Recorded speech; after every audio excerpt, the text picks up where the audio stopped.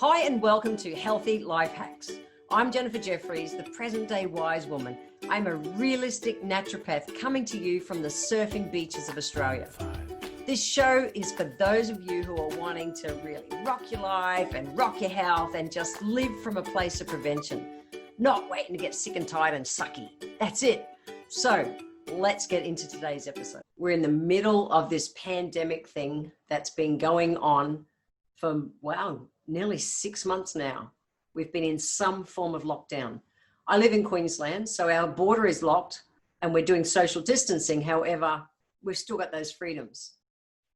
Melbourne is now in a hard lockdown with curfews at night. If you're listening in this in the future, seriously, this shit happened. New Zealand's just been put back in lockdown, in hard lockdown. Like, the virus is one thing, but as a practitioner, the thing I actually worry about more is people's mental health. It just is. It's huge. The very first subject that we study as naturopaths is the state of helplessness. Helplessness is where people, and the reason we learn it is that we're emotional beings and we need to be in connection. And there reaches a point where we just go, it's too hard. It's too hard. I can't do it. And they switch into helplessness. And this is the classic story, is things, something like how they train an elephant. You got this giant, 10-ton animal, but when they're little, they start with this big heavy chain around the animal and they anchor it, to a spike on the ground. And it learns no matter how much it tugs, it can't get away. Eventually it succumbs and it gives up and it just goes, why bother? I can't get off anyway.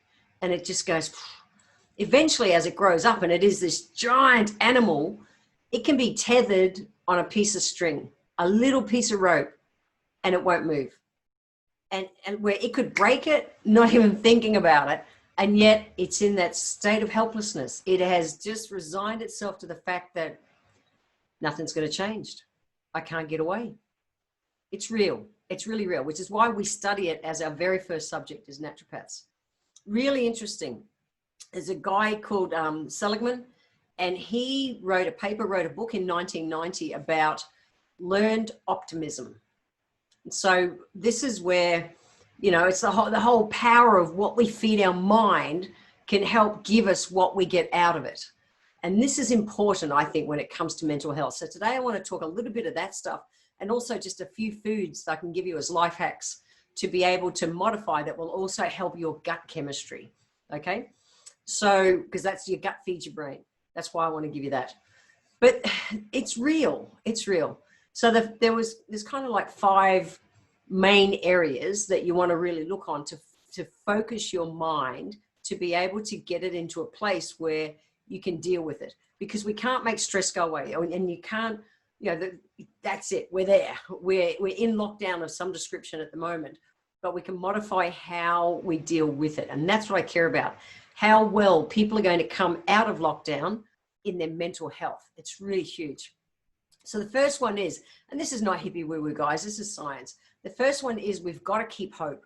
We have to look through a positive lens and keep hope that we are going to come through this, not be resigned and cynical and just give up.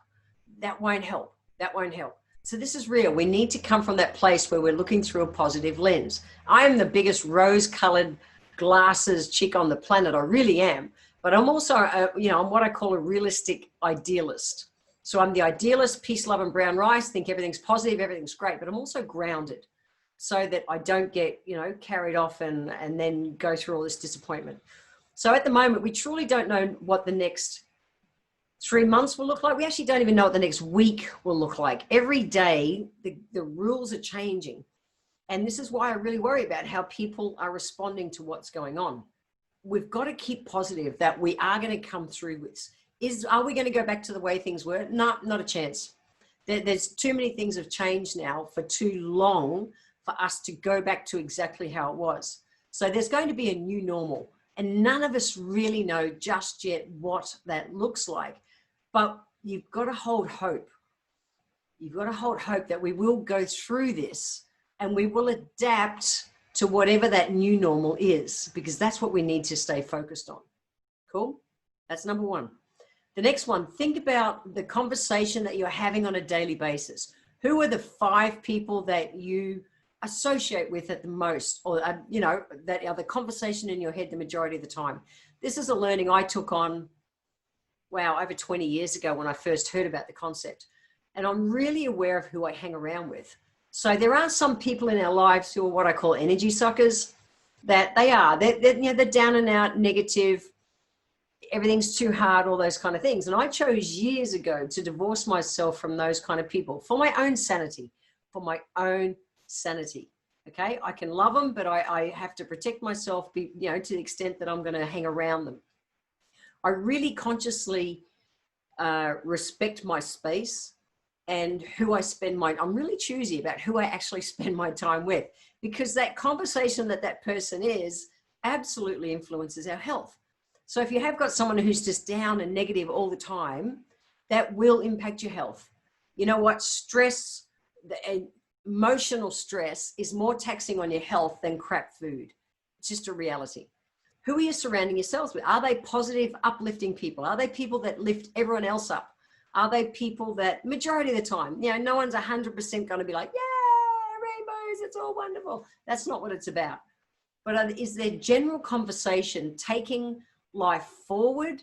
Is there general conversation lifting you up? It's kind of like if you visit with them, even if it's a phone, if you're in lockdown, ring people, reach out and be in contact with people. Don't isolate. It doesn't work. And at least we've got all the technology nowadays to be able to do video so we can see each other and be in connection. But if I was having a chat to you, after that conversation, would you feel uplifted? Or would you feel like, I'm bugged, I'm exhausted, I have to go and have a rest? Or your brain's going, now I'm even more worried. Like, this is not good. What is it? The people you're hanging around with, and we say the 5 that we hang around with the most are the ones that influence us the most.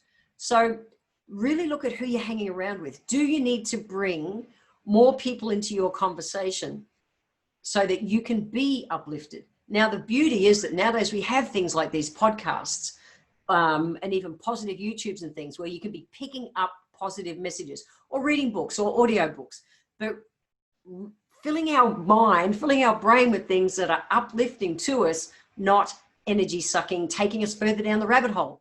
Because what we think about, we bring about. What we think about, we bring about. So if we start thinking doom and gloom, that's all we see. It's like our brain just loses everything else, and that's all we see. We need to hold hope. We will get through this, guys. I promise. With that in mind, you've got to turn the news off. You got to turn off the telly. Like, really, it's not going to serve you. I promise, if there's something you have to know, you will find out about it. I actually chose this as an action in my life 30 odd years ago when I first learned about energy, about 34 years ago, and made it a conscious practice that I just don't watch the news. I don't listen to the news on the radio. I don't watch news of any description. I always find out what I need to know about, but I'm not filling my brain with all this constant negative stuff that takes me down the rabbit hole where I just think, I go back, it's like, oh, we're not going to get out. It's doom and gloom. This is all happening. And it starts impacting my health. It'll impact everyone's health.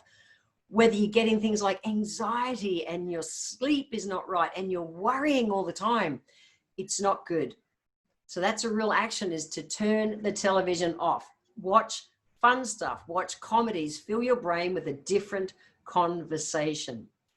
If you are the kind of person that the mind overthinks, really think about journaling. Journaling's got so much power. And I'm a big fan of Zen funerals. That's where you actually journal and then you set fire to it and release the energy. So if something is going on in our mind all the time, that's where we get stuck in overwhelm. And so it's important, again, to break that cycle. And the way we do it is to brain dump it, get it out of our head. So even if you sat there for 5 minutes a day and just started writing, I don't know what to write about, something will come through. It will download you, and the pen will just start writing. And you want to get all those thoughts and all that confused matter and stress matter out of your head, get it on paper. And then I really, some people are into keeping their journals. I'm a big fan of Zen funerals, which is where you actually burn it and release the energy. Just change that vibe, get it out of your head so that you can move on. So if you are someone who is into journaling, I think that's a great idea. Another one of the things you want to really look at is to acknowledge what you can control and what you can't control. We can't control the rules that are being given to us, these new rules of lockdown, and I can't cross the borders. I can't fly internationally to see all the kids in my charity, can't fly internationally to see my partner. This is all part of it. But I can be in control of the way I'm responding to that stress. Okay, I can't control those rules, but I can control the way that I respond. Instead of being reactive and angry and it's like, ah, does nothing to help my health, physically or mentally. Nothing. It's so important to just take a breath. When something's not going the way you want and your brain starts going down that rabbit hole, take a breath. Take a breath. A long, slow breath. And then you can consciously respond versus emotionally react. Consciously responding will keep you moving forward. Unconsciously reacting and emotionally reacting is just going to keep you going further down that rabbit hole. I don't want you down the rabbit hole, guys. I don't. If you start going, I want you to bring yourself out. The way you're going to bring yourself out, this is so important right now, really. It breaks my heart to see people struggling with this. And that's why I really wanted to do a call on it right now. And whether it's, if you're listening to this in years to come and there's no COVID happening and all that kind of stuff, boy, who knows what the world will look like in a few years' time. But there'll be times where your mental health is being challenged. And these same steps go across all parameters all the time. We're not in control of, we can't control all the rules, but we can control how we respond. We don't want to go into a pity party. We don't want to go into a why me, poor me. That won't help you. It won't help your health on any level. Okay, you can worry yourself to the grave. Don't do it. Don't do it, guys. Okay, we want to emotionally feed our brain, but we also want to physically feed our brain. So I wanted to touch on just a handful of foods that are really useful for feeding our brain chemistry as well, to help us. And the mood enhancing, or a handful of the mood enhancing kind of foods that I really like, also tend to be quite rich. Some of them tend to be quite rich in magnesium as well. Magnesium is the first mineral that you burn up when you stress out. First, we've got things like nuts and seeds, pecans, almonds, and walnuts, really useful foods that help feed the brain. Pumpkin seeds, I love. Pumpkin seeds are really good. Also rich in zinc, excellent for immune system. Peas, common garden peas, are really cool. They're a really nice source of B vitamins and magnesium that help your body to be able to deal with stress. They're just a regular food that do. So we want the brown grains, the brown bread, brown rice, brown pasta, because they contain the nutrients to be able to help, again, having your brain chemistry firing better. Where the white bread, white rice, white pasta, and I spoke in episode 3 about bum glue. If you haven't listened to that one, make sure you go back and listen to it. They suck the life out of you, and particularly they deplete the minerals that you need, like magnesium, to have your body to be able to deal with the stress. So get rid of the white stuff, bring the brown foods, brown bread, brown rice, brown pasta. We also want grass-fed proteins. So the big difference is, if you have a protein source, so if you're a beef eater kind of person, if you have, grass-fed meat or grass-fed milk protein, the difference is, if it comes from a grass-fed animal versus a grain-fed animal, you actually get all of the amino acids, particularly the ones that even turn on your happies, your serotonin and dopamine. So if you're used to eating, I see ads in restaurants and the butchers and that say, 60 days grain-fed beef.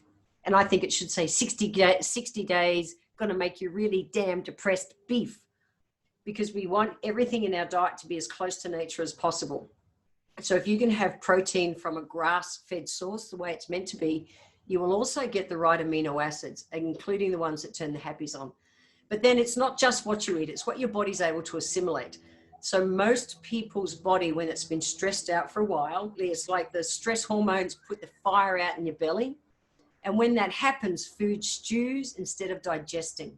So we need to raise our enzymes. And one of my favorite foods to be able to tap into digestive enzymes, and I'm going to do a whole show on digestive enzymes, but just as a quick, easy add-on here, is kiwi fruit. Kiwi fruit is a wonderful source of digestive enzymes. So it's not just what you eat. We want to make sure, because your gut is where your brain's fed from. So if your brain's thinking negative and is in overwhelm, look at your nutrition as well. It plays a part. It plays a really important part. And so it's those stress hormones and that we produce that throw it out of balance. And actually in the next episode, I'm going to talk about the 3 essential things you need to get your adrenal glands out of survival mode. So that's that whole adrenal stress, but that's the next episode. So watch for that one. Guys, just be gentle with yourselves. These are interesting times. I promise we'll get through them. So the healthy life hacks I want to leave you with today are: 1, look through a positive lens. Okay, just please, I'm lending you my rose-colored glasses. Put them on, hold hope. Hold hope. We will get through this, I promise. But we'll get through it better if we band together. So that's 1. Number 2 is, who are you hanging out with? If you haven't got positive people in your home environment or around you that are close, tap into podcasts, tap into positive books, positive YouTubes, things like that. Change the conversation in your head so you can feel supported. The next one is turn off the news. Please stop watching the news. I can't stress how important that is. You want to make sure that you do that. So that's the biggest thing that's going to feed negativity into your mind. The next one is to acknowledge that you can't control all the rules, but you are absolutely 100% in control of how you choose to respond to it. So no more pity parties. If something you just think, really? Like what? Really? That's the new law? That's the new rule? Feel it. Don't suppress it. That doesn't help. Feel it, breathe, and then respond calmly. Remember to breathe. And the last one is to feed your mind.